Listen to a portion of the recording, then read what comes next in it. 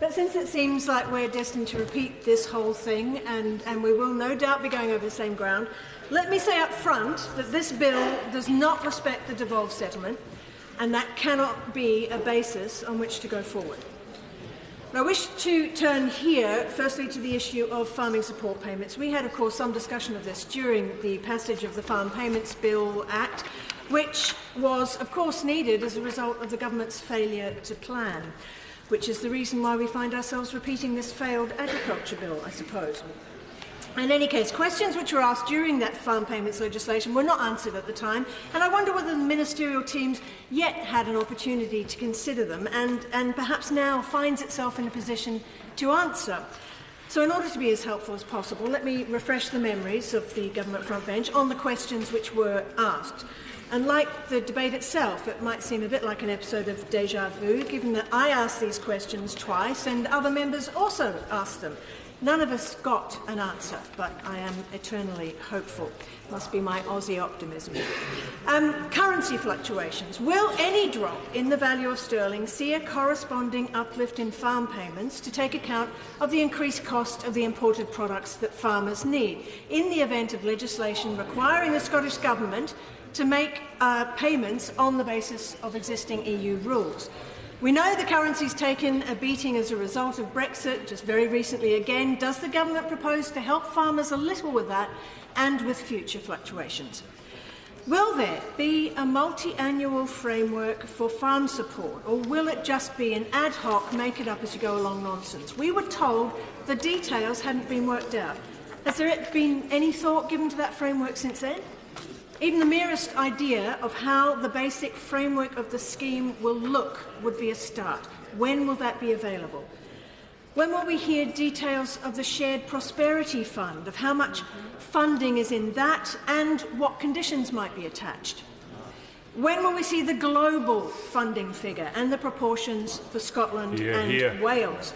Will we have any guarantees that they will at least be maintained in real terms and on international comparators? Will support for our farmers at least keep pace with the support that farmers in the remaining states of the EU will receive?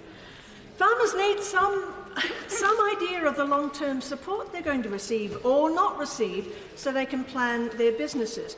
The Agriculture Minister is a farmer himself. He must be aware of that. Brexit is enough of a disaster for them without them not being aware of the funding they are likely to receive. Perhaps ministers might be able to tell us whether the new English scheme of public goods might be open for owners of grouse moors, shooting estates, private forestry and such like land uses to apply for. Will public money, having been directed away from food production, be finding its way to those purposes?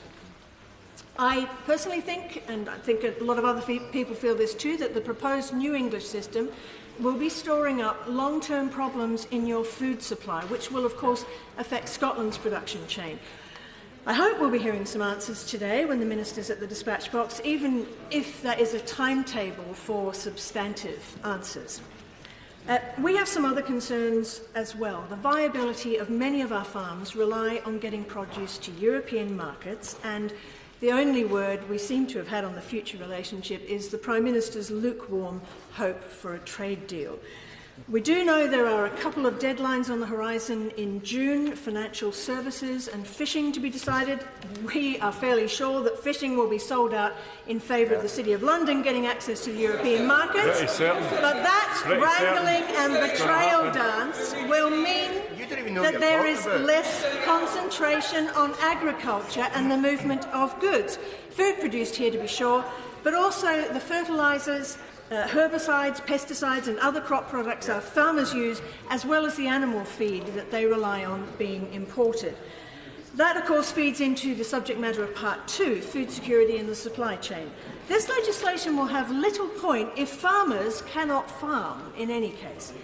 Now, what conversations are the agriculture ministers having about ensuring the free flow of goods into and out of the EU? Just this morning we read that the PM would rather accept tariffs than EU laws and won't follow EU regulations. Imagine the feelings of farmers and crofters hearing that from the Prime Minister of the UK. So what guarantees can be offered on the future of their trade? Without some guarantees, the structures and rules being set up by this bill are meaningless phrases and empty promises.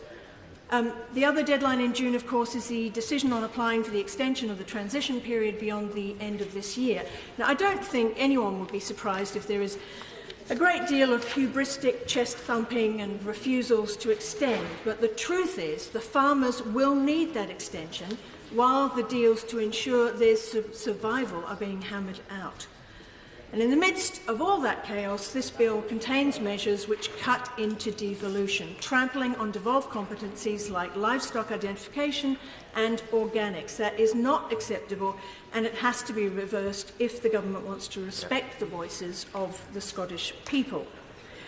One final issue worth addressing is the lack of protections, which we have heard much of in the House today, being written in here. Given the promises given by the government time after time, the failure to write in protections for food quality and protected geographical indications. So no guarantees, our food protections being stripped away, our food quality and welfare protections going, support for farmers under threat, and the ability of our farmers to farm also under threat. This isn't legislation, it's a Brexit fire sale. Now, in an area of government by clever wheeze, or what the government thinks are clever wheezes anyway, good management and sensible government have gone, and we're left with assertion, bluff and bluster. Far from the ideal of evidence-based policy making, this bill is a hope and prayer pitch at filling a giant hole with a tiny pebble. In Brexit England, evidence seems to be treated with the same suspicion as experts, and we're left with this nonsense instead. This bill does not respect the devolved administrations, Madam Deputy Speaker, and the SNP will be withholding our consent for its progress.